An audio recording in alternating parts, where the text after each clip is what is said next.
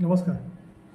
সময়ৰ লগে লগে আজিকালি মানুহৰ মনৰ চিন্তা বা মানুহৰ সামাজিক চিন্তা, ঘৰুৱা পৰিৱেশ, কামৰ পৰিৱেশ, টকা পইচা পৰিৱেশ বহুত বেলেগ বেলেগ হৈ গৈছে। পৰিৱেশ অনুযায়ী যিমান টেকন'লজিকেল চেঞ্জ বা সমাজৰ ভেৰিয়াছ টাইপছ অফ আপোনাৰ যিবোৰ চেঞ্জেছ হৈছে, ডেভেলপমেণ্ট হৈছে, সেই অনুসৰি বিভিন্ন বস্তু চেঞ্জ আহিছে। মনৰ আজিকালি বেছিভাগ মানুহৰে চিন্তা বেলেগ বেলেগ হ'ব ধৰিছে। আপোনাৰ বিভিন্ন চিন্তা, কামৰ চিন্তাটো থাকেই। তাৰ উপৰিও আপোনাৰ ডিপ্ৰেশ্যন, ষ্টুডেণ্টৰ পঢ়া সময়তো ডিপ্ৰেশ্যন আহি গৈছে কিছুমান মানুহৰ। তাৰপিছত কিছুমান কৰিবলৈ উগুল ঢুকুল, মনৰ উগুল ঢুকুল, কি কৰিম, কনফিউজনছ এনেকুৱা বহুত থাকে। আৰু কাৰণ কিছুমান সিদ্ধান্ত বহুত উগুল ঢুকুলৰ মাজত লোৱা যায়। আৰু কিছুমান এনেকুৱাও থাকে বোলে মই কাক ক'ম, কাক নক'ম, এনেকুৱা ধৰণৰ পৰিৱেশত থাকোঁতে থাকোঁতে নিজৰ ভিতৰতে সোমাই পৰে। এই এনেকুৱা পৰিৱেশৰ মাজত আৰু এই হোৱাৰ কাৰণটো হৈ গ'ল ডেভেলপমেণ্ট হৈছে। আমাৰ অকল মোবাইল বা কিবা এনেকুৱাই কথা নহয়, বিভিন্ন ধৰণৰ হৈ গৈ আছে। কাৰণ শিক্ষা দীক্ষাৰ আগতকৈ বাঢ়িছে, আপোনাৰ হেল্থ কনচিয়াছো হৈছে। কিন্তু সেইবোৰৰ মাজত নিজকেই, আৰু আটাইতকৈ ডাঙৰ কথা, নিজকেই সকলোৱে কিবা এটা ভাল কামত নিয়োগ কৰোঁ, পঢ়া শুনা ভালকৈ কৰি পেলাই কিবা এটা কৰোঁ, এনেকুৱা পৰিৱেশ সকলো আহিছে আৰু কৰিব বিচাৰে। সেইটো আৰু কাৰণে ব্যৱসায় বাণিজ্য, চাকৰি সকলোতে আজিকালি জড়িত হৈছে। কিন্তু লগতে নিবনুৱা সমস্যাবোৰতো আছেই, যাৰ কাৰণে কাৰণ ইনকম, আৰ্থিক অনাটন এইবোৰো থাকে। তাৰ মাজত এইবোৰ যেতিয়া চলাই যাব লগা মানুহ, সেইটো কাৰণে চিন্তা বিভিন্ন ধৰণৰ হয়। আৰু কেতিয়াবা মাজে মাজে তাৰ মাজতে মানুহৰ মনৰ অসুস্থতাও আহি যায়, স্বাস্থ্যৰ অসুস্থতা আহি যায়। আৰু সেই সমস্যা বা বিভিন্ন ধৰণৰ যিবোৰ চিন্তা, সেইটোত যিজন মানুহে ভোগে বা যিটো পৰিৱেশত তেওঁ পৰিছে, সেইজন মানুহে গম পায় আচল তেওঁ কি চিটুৱেশ্যনত আছে। তাৰ মাজত যদি সৰু কোনোবা এজনে বা কোনোবা লগৰ হওক বা কোনোবা এজন তেওঁ যদি ভাল লগ দিয়ে বা ভাল গাইড কৰে, তাৰ ফলতে বহুত সৰু এটা গাইডেঞ্চেও বহুতখিনি আগবাঢ়ি যোৱাত সহায় কৰে বা তেওঁৰ কামত সহায় হয়। মই ব্যৱসায় বাণিজ্য ইণ্ডাষ্ট্ৰী যিবোৰ আছে, উদ্যোগৰ ক্ষেত্ৰত বহুত পৰামৰ্শ দিওঁ, বহুতে জানে। পৰামৰ্শ দিওঁ আৰু লগতে হেল্পো কৰোঁ, কেনেকৈ কৰিব লাগে, কি ধৰণৰ আগবাঢ়িলে ভাল হয়। এতিয়া কাৰণ মই তাৰ মাজতে যেতিয়া আহে, তাৰ ভিতৰত মানুহৰ বেলেগ বেলেগ পৰিৱেশো পাওঁ, ঘৰৰ পৰিৱেশো পাওঁ।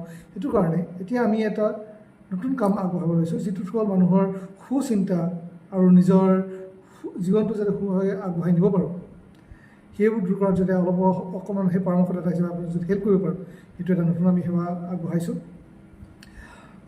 য'ত কাৰণ এজন মানুহে ফটকৈ এজন চাইক'লজিষ্ট বা মনোবিশেষজ্ঞৰ ওচৰত যাবলৈ অসুবিধা পায়, যিটো আমাৰ ভাৰতত এই পৰিৱেশটো অলপ কম, ডিছকাছ কৰিবলৈ অসুবিধা পায়। কিন্তু আমি এইটো কাৰণে এনেকুৱা এটা দিছোঁ যে ইয়াত আমি কোনো মনোবিশেষজ্ঞ বা এনেকুৱা ধৰণৰ নহয় য'ত আপোনাৰ দৰৱ বা কিবা ধৰণৰ আলোচনা কৰি কি হয়। কিন্তু এই ইয়াত আপোনাৰ এনেকুৱা ধৰণৰ পৰিৱেশ, যিটো আপোনাৰ পজিটিভনেছ, যিটো আপোনাৰ কাম কৰাত বা যিটো আপোনাৰ ডিপ্ৰেশ্যন বা যিবিলাক আপুনি উগুল থুগুলত আছে, সেইবিলাকত আপোনাক সম্ভৱ আমাৰ এডভাইচ বা মোৰ এডভাইচে বা মোৰ পৰামৰ্শই আপোনাক যদি অকণমানো হেল্প কৰে, তাৰ ফলত আপুনি আগুৱাই যোৱাত বা আপুনি কিবা এটা ভাল আগবাঢ়িবলৈ, জীৱনত আগবাঢ়িবৰ কাৰণে সহায় হ'ব পাৰে। কাৰণ মানুহক মটিভেশ্যনেল বা এনেকুৱা ধৰণৰ কথা বহুত দৰকাৰ হয়, যিবোৰ এটা সময়ত ই বহুত দৰৱৰ কাম কৰে। কিছুমান মেডিচিন খায়ো কাম নকৰে, যিবোৰ কিছুমান কথাৰ শুনি বা কিছুমান কথাৰে বা কিছুমান আলোচনা কৰি পেলাই আগবঢ়াত সহায় হয়, সাহস দিয়ে। কাৰণ আমি অলৰেডি কৰি থাকোঁ, তেনেকুৱা মই কৰোঁ। কিছুমান আমাৰ ইণ্ডাষ্ট্ৰিয়েল বা উদ্যোগৰ বা বেলেগ বেলেগ কিছুমানে লৈ আছে। কিন্তু এইবাৰ আমি এইটো কাৰণে এটা সেৱা হিচাপে, এটা আমাৰ বিজনেছ হিচাপতে আমি লৈ আহিছোঁ কাউন্সেলিং পাৰ্ট এটা। এইটো এটা কাউন্সেলিং পাৰ্ট হয়, ইয়াত আমাৰ সকলো আহিব পাৰে। আৰু এই কাউন্সেলিং যেনেকৈ আপোনাৰ এষ্ট্ৰলজি বা মানে জ্যোতিষ, এইবিলাকো এটা কাউন্সেলিঙৰ পাৰ্ট হয়। কিন্তু যেনেকৈ মানুহৰ যেতিয়া কোনো উপায় নাথাকে বা কিছুমান মানুহে কি কৰোঁ কি নকৰোঁ, ভাল এটা সমস্যা বা দূৰ কৰিবৰ কাৰণে আমাৰ এষ্ট্ৰলজি বা এনেকুৱা ধৰণৰ ওচৰত যায়। কিন্তু আমি এষ্ট্ৰলজি নহয়, কিন্তু সেইটো কাৰণে এজন আপোনাক যদি আমি ভাল পদে বা ভাল আইডিয়া, আপোনাৰ কিবা এটা ভাবি আছে এই বস্তু কেনেকৈ হয়, বা মানুহৰ বিভিন্ন পৰিৱেশ, আজি বিয়া হৈ গ'ল, ঘৰখনৰ পৰিৱেশ কি ধৰণৰ পৰিছে, ফেচ কৰিছে, মানুহজনে কি ধৰণৰ কৰা যায়, কাৰোবাৰ পাৰিবাৰিক হ'ব পাৰে, কি ধৰণৰ হয়, কোনোবা এজন অসুস্থতাত আছে, বেমাৰত আছে, কিন্তু তেওঁৰ কিবা কৰিবলৈ মানে এনেকুৱা ভুল হ'বলৈ যাতে কি কৰে, বিভিন্ন ধৰণৰ মনৰ। ৰিচেণ্টলি আজি 2 দিন হৈছে তেওঁৰ মানুহজনৰ, আমাৰ ব্যৱসায় বাণিজ্যৰ মাজৰ তেওঁ মানুহজন হঠাতে গম পালে যে তেওঁৰ হেৰি হৈছে, কিবা মানে পেটৰ প্ৰব্লেম এটা হৈছে। কিন্তু ইয়াত মানুহে যি টি কথা ডক্টৰ কৈ আছে, তেওঁ বিৰাট ভয় কৰিলে। সৰু ল'ৰা ছোৱালী আছে, কি কৰা যায়, মনৰ ফালৰ পৰা মানুহজন বহুত মানে ডিপ্ৰেশ্যন গুচি গৈছে, কি কৰিম কি নকৰিম।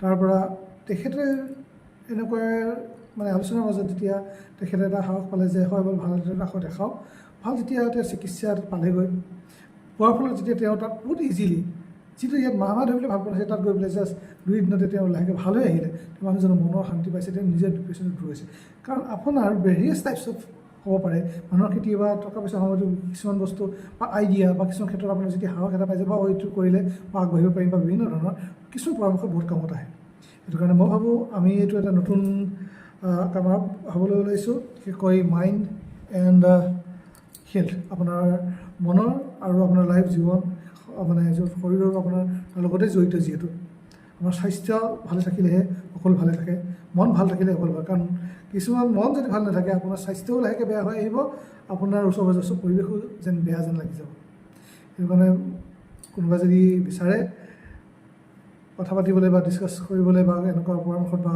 গাইডেন্সৰ কাৰণে আপুনি মোৰ লগত যোগাযোগ কৰিব পাৰে যি পাৰোঁ ডেফিনেটলি আমি হেল্প কৰিম আৰু অসমত এনেকুৱা সময় বহুত কম আছে এনেকুৱা কাউন্সিলিং বা এনেকুৱাকৈ আপোনাৰ কনচাল্টিং ফাৰ্ম আপোনালোকৰ যদি কিবা সহায় কৰিব পাৰোঁ সমাজৰো আমাৰ মই ভাবোঁ সমাজখনৰো বহুত ভাল হ'ব আৰু আপোনাৰো সহায় কৰি আমাৰো বহুত আনন্দ লাগিব ধন্যবাদ